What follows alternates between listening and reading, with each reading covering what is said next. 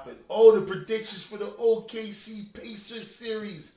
So I'm just gonna say it like I said before, 4-1. But the way it's looking right now, I might have to go 4-3. Okay, because I don't really want to put all my chips against OKC, but I don't know if I can put them all on OKC because of the way the Pacers have performed in these playoffs, where they have absolutely no fear and no lead is safe against this team right now. So Word. I'm gonna Yeah. go OKC in 7, just to be safe. Uh, Listen. Just like I told you in Minnesota, I told you it was going to happen. Minnesota's never going to win a game again. That's what happens. That's the only game Indiana Pacers are going to win in this series. That was their moment. I think after this, they're not going to win anymore. It's game over.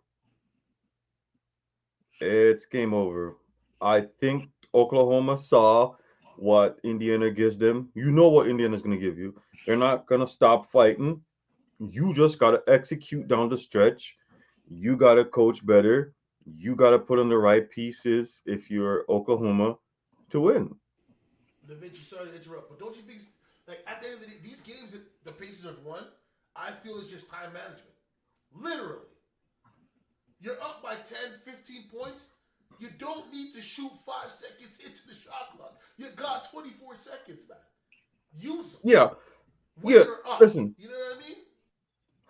no, Oklahoma did make some really crucial decisions in that game, coaching wise and player wise. Like SGA made some. Let's not shy away from it.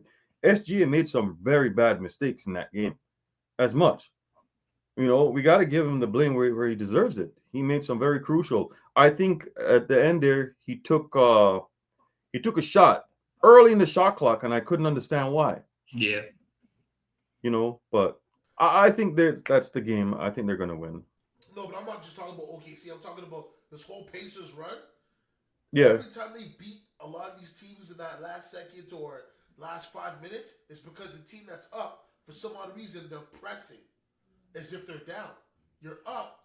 Get an easy deuce. Get an and one. You got a big man. You see the mismatch.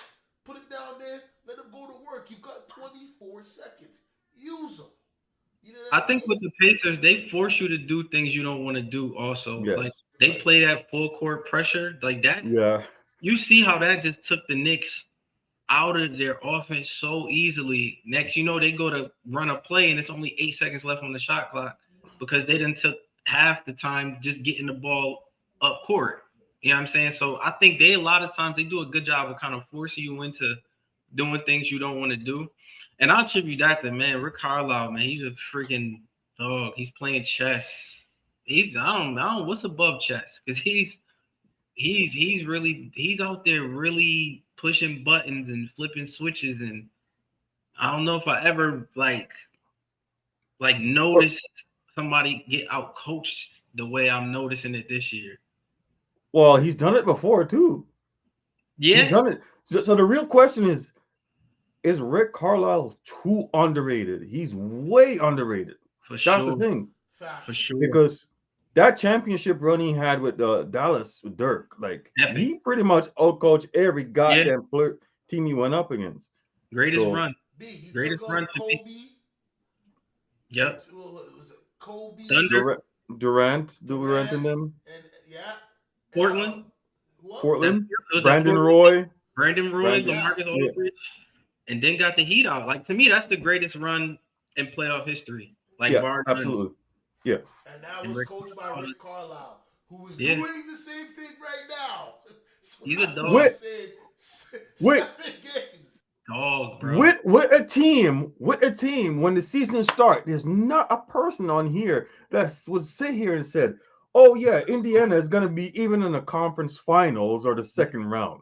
Not Not a one Don't person. talk about us. We're logical. Let's talk about the rest of the world. Because I'll tell you this yet again. You guys should sign up for Serious Radio. Some of these fans is crazy, bro. People talk, yeah, I had the Pacers since last year. Get the hell out of here. Ain't nobody I'm had the not hearing it. Pacers to pass the first round, much less even get into through the play-in. Let's not act like, you know what I mean? Like, there's nothing wrong with being surprised by a team that just came out the bushes and bushwhacked everybody. You know what I mean? Yeah. Because that's what they did. They did not. Yeah. Nobody said they had a chance. It's tough too because they did it last year too. I think last year they went up with a bunch of teams that had injuries and stuff, so we kind of brushed it off. But they showed a lot of the stuff they showing this year. They showed it last year. They showed that never give up, that just toughness, and just being well coached. Like, so I mean, maybe we should have seen it coming, but I mean, sometimes you gotta make somebody believe you, and that they literally went out and said, "Yo, we're gonna make y'all believe us." Like, and listen, you gotta believe it out of me for sure. And that's why I got OKC in 6. Just because I think Rick Carlisle just going like OKC's coach is he's a younger guy. Well, I don't know if he's younger. He's a newer coach. He ain't been around the longest.